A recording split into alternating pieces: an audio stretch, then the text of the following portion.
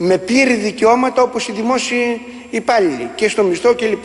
Αλλά ανεξάρτητα από αυτό, βρήκατε μία λύση μεσοβέζικη. Δεν προχωράει. Το πρώτο που θέλουμε να μάθουμε είναι τι θα γίνει με αυτόν τον κόσμο. Πότε θα γίνει η προκήρυξη. Τι συμβαίνει. Λόγοι οικονομικοί, ποιοι είναι οι λόγοι. Έτσι λοιπόν αναγκαστήκατε να πάρετε ξανά τους συμβασιούχους, τους 5.400 να τους πάρετε τους συμβασιούχους. Με σοβαρότατες όμως περικοπές που βλάφτουν και τα δάση και το εισόδημα 5.500 ανθρώπων. Τι ακριβώς συμβαίνει. Τους παίρνετε για 6 αντί για 8 μήνες.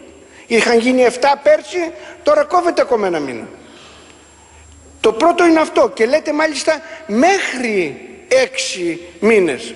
Υπάρχει πιθανότητα, κύριε Υπουργέ, να πάμε στους 5, να απολυθούν δηλαδή νωρίτερα? Διότι αυτό λέει η υπουργική απόφαση, έως 6 μήνες. Ένα ερώτημα είναι αυτό. Δεύτερο, είναι απλήρωτοι. Έχουν οικογένειες, 5.500 άνθρωποι. Από τις 2 Μαΐου εργάζονται. Πότε θα πληρωθούν και ποιο είναι η αιτία της καθυστέρησης? Υπάρχει μια πληροφορία ότι θα πληρωθούν 17ου. Δεν καταλαβαίνω γιατί δεν υπάρχει ευαισθησία, τουλάχιστον σε τέτοια απλά ζητήματα. Τρίτον, υπάρχει το ζήτημα ότι περικοπές από το εισόδημά τους, αυθαίρετες και απαράδεκτες κατά τη γνώμη μας, έχουν γίνει ήδη. Πέρα από τα επιδόματα που είναι γενικές ρυθμίσεις για τους δημοσίους υπαλλήλους, πέρα από αυτό ήρθαν και εκπαιδεύτηκαν στην Αθήνα για τα μηχανάκια, με τα μηχανάκια 200 άτομα και πλήρωσαν από την τσέπη τους την παραμονή τους στην Αθήνα, τη διαβίωσή τους στην Αθήνα. Δεν τα οφείλετε αυτά τα χρήματα? Να μας πείτε, τα οφείλετε, θα τα δώσετε? Άλλο ζήτημα, ότι δεν τους δίνετε τα εκτός έδρας. Ούτε έχει σχέση με τα νυχτερινά. Πέρσι τους τα κόψατε μέχρι τις 17 Αυγούστου, ενώ τότε δούλευαν μέχρι τις 17 Αυγούστου εκτός έδρας, υπερορίες, και παρόλα αυτά δεν πληρώθηκαν. Και φέτος δεν έχετε προβεί σε καμία ανακοίνωση. Δεν υπάρχει καμία διαταγή τι θα γίνει με αυτή την υπόθεση. Τζάμπα θα δουλεύουν, υπεροριακά, εκτός έδρας κλπ. Να μας πείτε και για αυτό το θέμα. Επίσης αναγκάζονται από τη δικιά τους τσέπη να καλύπτουν τα μέσα ατομικής προστασίας από ανθρώπους που έχουν τη χειρότερη οικονομική μεταχείριση από το δημόσιο, με τους χαμηλότερους μισθούς και με ταμείο ανεργίας στους υπόλοιπους 6 μήνες. Υπάρχουν λοιπόν τα οικονομικά ζητήματα, αλλά μαζί με αυτό υπάρχει το ζήτημα της προκήρυξης. Και η προκήρυξη έχει να κάνει πότε θα γίνει και τι θα γίνει με τους 1.700 έως 2.000 οι οποίοι δεν θα προσληφθούν κατά την προκήρυξη. Θα τους παίρνετε σαν συμβασιούχους ή θα τους πετάξετε στον δρόμο? Τώρα μια δικαιολογία που λέτε ότι δεν μπορούσε να κυκλοφορεί σαν φήμη, ότι δεν έφταναν τα χρήματα για την εκπαίδευση και γι' αυτό δεν προχώρησε ο διαγωνισμός. Αυτά διαρρέουν από μέσα από τα Υπουργεία. Έχετε γλιτώσει με το εξάμηνο, από το 8μηνο που έγινε 7μηνο και από το 7μηνο που έγινε 6μηνο, τα 2 χρόνια, 19 το ένα χρόνο και 12 εκατομμύρια τον άλλον. Γλιτώσατε χρήματα. Λοιπόν, δεν ευσταθούν τέτοιες δικαιολογίες. Θέλουμε για όλα αυτά να μας απαντήσετε. Το λόγο έχει ο Υφυπουργός κ. Όθωνας. Με όλο το σεβασμό, κυρία Πρόεδρε, στον συνάδελφο τον κύριο Σκυλάκο, θα επικαλεστώ την εμπειρία του, την κοινοβουλευτική, την πολύ περισσότερη από μένα, και θα ζητήσω την κατανόησή του ότι μια επίκαιρη ερώτηση στον χρόνο και στον τρόπο που είναι οριζόμενα από τον κανονισμό της Βουλής δεν μπορεί να μετατραπεί σε γενικευμένη επερώτηση για όλα τα θέματα που απασχολούν το προσωπικό του πυροσβεστικού σώματος. Γι' αυτό και θα προσπαθήσω να απαντήσω στον κύριο συνάδελφο στο βασικό θέμα που η επίκαιρη ερώτηση έχει θέσει και αφορά την επικείμενη προκήρυξη των πυροσβεστών πενταετούς απασχόλησης. Πράγματι, με νομοθετική πρωτοβουλία του Υπουργείου Προστασίας του Πολίτη που ολοκληρώθηκε τον τέλος του προηγούμενου Μαρτίου, σε μια διαδικασία κοινοβουλευτική που η συγκεκριμένη ρύθμιση που απαντά σοβαρό διαχρονικό εργασιακό πρόβλημα των εποχικών πυροσβεστών και που συνάντησε την διακομματική, πέρα από επιμέρους επιφυλάξεις, συμφωνία, συνένεση και στήριξη αυτή η νομοθετική πρωτοβουλία της κυβέρνησης, προβλέπεται η προκήρυξη 4.000 θέσεων, ρητά προβλέπεται και είναι νόμος του κράτους η προκήρυξη 4.000 θέσεων πυροσβεστών πενταετούς υποχρέωσης, εκ των οποίων 3.400 θα προέρχονται από το μέχρι σήμερα απασχολούμενο εποχικό προσωπικό με τις προϋποθέσεις όπως ο νόμος ορίζει, και 15% περίπου 600 δηλαδή, όχι περίπου 600, θα προέρχονται εξιδιωτών πολιτών κάτω των 29 ετών. Επίσης, πράγματι, εκτιμώντας τους συνήθως απαιτούμενους χρόνους των διαδικασιών για να βγει μια προκήρυξη, είχαμε ανακοινώσει και προσωπικά εγώ ότι η προκήρυξη αυτή θα εκδοθεί στα μέσα Μαΐου.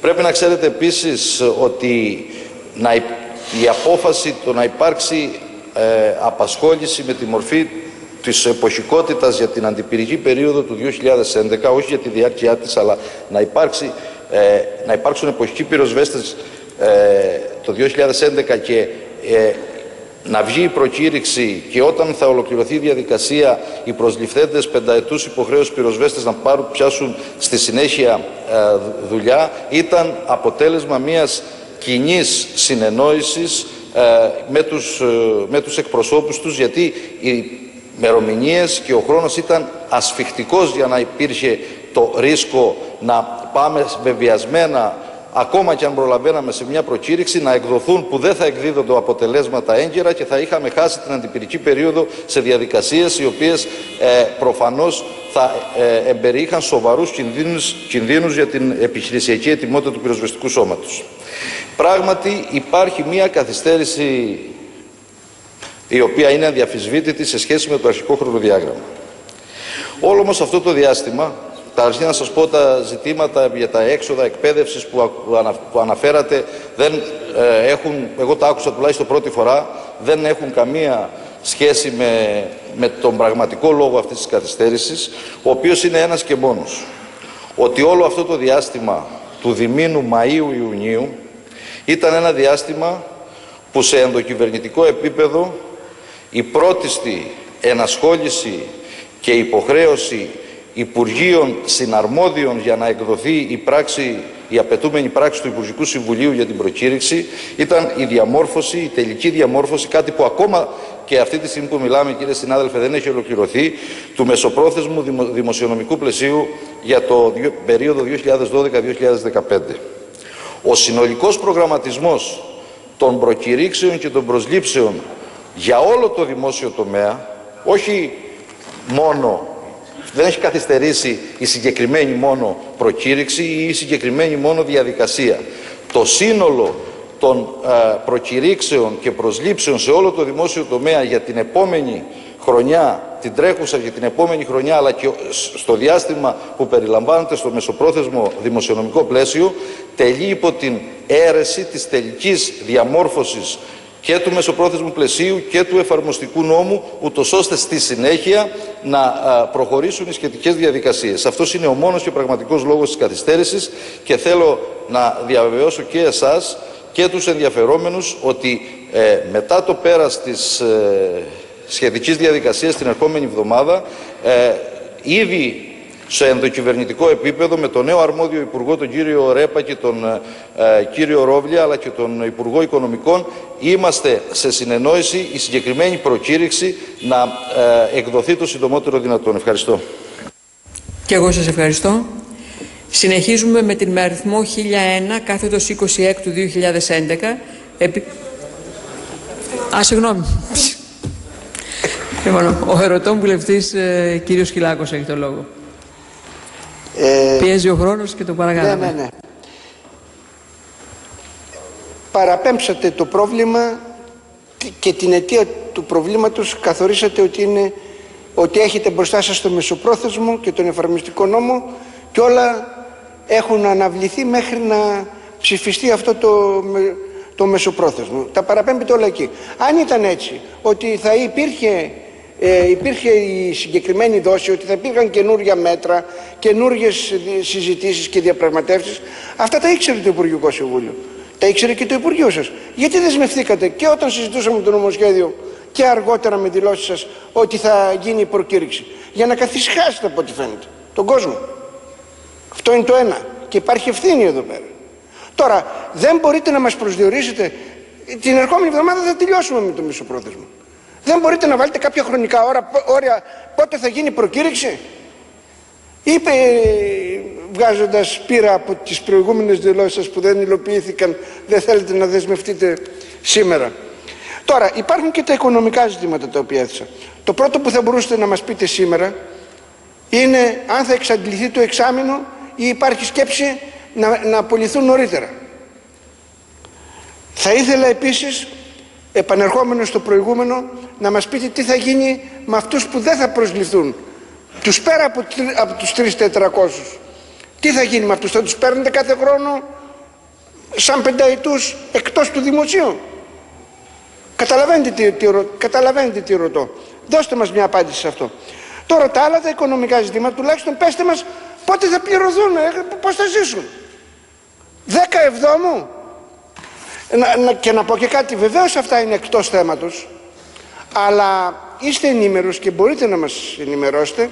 Το λέω αυτό, υπάρχει ανοχή και από το Προεδρείο, διότι αύριο θα υπάρχει επερώτηση για όλο το ζήτημα και θα είστε υποχρεωμένος να τα πείτε. Πέστε τα από σήμερα, περιμένει κόσμος απάνω να ακούσει.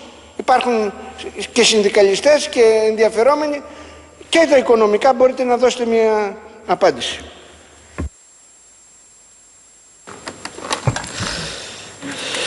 Το λόγο έχει ο κύριος Όθωνας.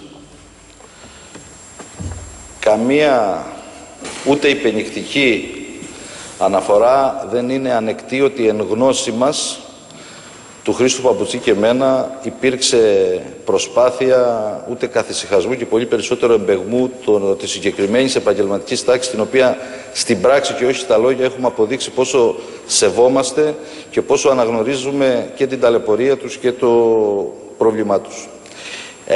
Δεν ήταν, αγαπητοί κύριε συνάδελφε, όλα αυτά τα οποία μεσολάβησαν το τελευταίο δίμηνο εκ των προτέρων γνωστά. Χωρίς να σχετίζεται με το θέμα, και το διευκρινίζω, γιατί θέλω να είμαι απόλυτος σε αυτό προς πάσα κατεύθυνση, παραδείγματος χάρη ένα βασικό στοιχείο που άλλαξε, χωρίς να σχετίζεται, επαναλαμβάνω, με το θέμα που συζητάμε, ήταν ότι οι προσλήψεις στο δημόσιο τομέα από τον περιορισμό 5 αποχωρήσεις μία πρόσληψη θα γίνουν 1/10. Δεν αφορά, αλλά θέλω να σας πω ότι διαμορφώνονται, είμαστε σε μια περίοδο που η διαδικασία σωτηρίας της χώρας είναι μια διαρκής προσπάθεια, μια διαρκή συνεννόηση με δεδομένα που επικαιροποιούνται και που διαμορφώνονται σε καθημερινή βάση. Επομένως, την ώρα που η κυβέρνηση και οι αρμόδιοι υπουργοί που, όπως σας είπα, εμπλέκονται στην έκδοση της πράξης του Υπουργικού Συμβουλίου για οποιοδήποτε προκήρυξη, είχαν ολοήμερες και ολονύχτιες συζητήσεις για τη διαμόρφωση αυτού του δημοσιονομικού πλαισίου με τους καλύτερους δυνατούς όρους, γιατί και για μας υπάρχει ευαισθησία και για τα κοινωνικά προβλήματα και για τη δυσκολία που περνά ο κόσμος. Νομίζω ότι άξιζε τον κόπο μία ανοχή που υπάρχει και από τη δική μας πλευρά ως Υπουργείο Προστασίας του Πολίτη καταρχήν, αλλά νομίζω και από τους ίδιους τους ενδιαφερόμενους, και είναι άξιο συγχαρητηρίων γι' αυτό, να κατανοήσουμε ότι μια προκήρυξη η οποία δεν έχει και τόσο πρακτική σημασία, αφού έτσι κι αλλιώς η απασχόληση του εξαμήνου είναι εξασφαλισμένη, και ξεχάστε, και θέλω να είμαι απόλυτος αυτό το μέχρι 6 μήνες δεν εμπεριέχει καμία πρόθεση, ούτε θα γίνει επιτρεπτό από την πλευρά μας να υπάρξει απασχόληση λιγότερο του εξαμήνου για το 2011. Αφού λοιπόν έτσι κι αλλιώς πάμε για μετά το πέρας αντιπυρικής περίοδου, δεν θεωρούμε ότι έπρεπε να υπάρξει καμία ιδιαίτερη βία, σεβόμενη την αγωνία των παιδιών στον ακριβή χρόνο της προκήρυξης. Θέλω να πιστεύω, παρότι πολύ σωστά επισημάνατε ότι για ένα θέμα που εκφεύγει της τυπικής αρμοδιότητας του Υπουργείου Προστασίας του Πολίτη δεν μπορεί κανείς να δεσμεύεται απολύτως χρονοδιαγραμματικά. Εγώ θέλω να σας πω ότι 31 Τρίτου δημοσιεύτηκε ο νόμος στο φύλλο εφημερίδας της κυβερνήσεως και έγιναν όλες οι απαραίτητες διαδικασίες από την πλευρά μας και 18 Απριλίου είχε πάει το αίτημα για την έκδοση της πράξης του Υπουργικού Συμβουλίου, έχοντας στείλει τα χαρτιά στο Γενικό Λογιστήριο και έχοντας πάρει τη σχετική πρόβλεψη για την έγκριση του προϋπολογισμού μέσα ουσιαστικά σε 13 εργάσιμες. Και υπάρχει και το σχέδιο της υπουργικής απόφασης για την προκήρυξη έτοιμο στο γραφείο του Υπουργού, που με την έκδοση της ΠΙΣ η προκήρυξη να εκδοθεί αμέσως. Θα επαναλάβω αυτό που σας είπα, ότι για μένα και προσωπικά θα ήταν ανεξήγητο και θα έλεγα χωρίς καμία περαιτέρω επαρκή δικαιολογία αν τελειώνοντας αυτή η διαδικασία την ερχόμενη εβδομάδα, το αμέσως επόμενο διάστημα, δεν προχωρούσε η σχετική προκήρυξη, ούτως ώστε και οι άνθρωποι αυτοί να μην έχουν, που έχουν μια δικαιολογημένη δυσπιστία και καχυποψία, τίποτα άλλο στο ενδιαφέρον τους και στο μυαλό τους αυτή την περίοδο παρά τη δύσκολη μάχη που με το υπόλοιπο πυροσβεστικό σώμα έχουν να δώσουν με την φωτιά τους επόμενους μήνες και εβδομάδες. Ό,τι αφορά την αμοιβή τους, υπήρξε και εκεί μια καθυστέρηση, γιατί και για την πρόσληψή τους αυτή χρειαζόταν πράξη του Υπουργικού Συμβουλίου. Η διαδικασία συλλογής των υπογραφών μέσα και για τους λόγους, μέσα σε αυτό το περιβάλλον και για τους λόγους που είναι κοινοί με αυτούς που σας ανέφερα για την προκήρυξη, καθυστέρησε, με αποτέλεσμα τώρα όμως να μπορώ να διαβεβαιώσω ότι 10 Ιουλίου πράγματι θα γίνει η πληρωμή τους αναδρομικά μαζί με το επίδομα αδείας. Ευχαριστώ. Και εγώ σας ευχαριστώ. Συνεχίζουμε με αριθμό 1001 κάθετος 26 του 2011.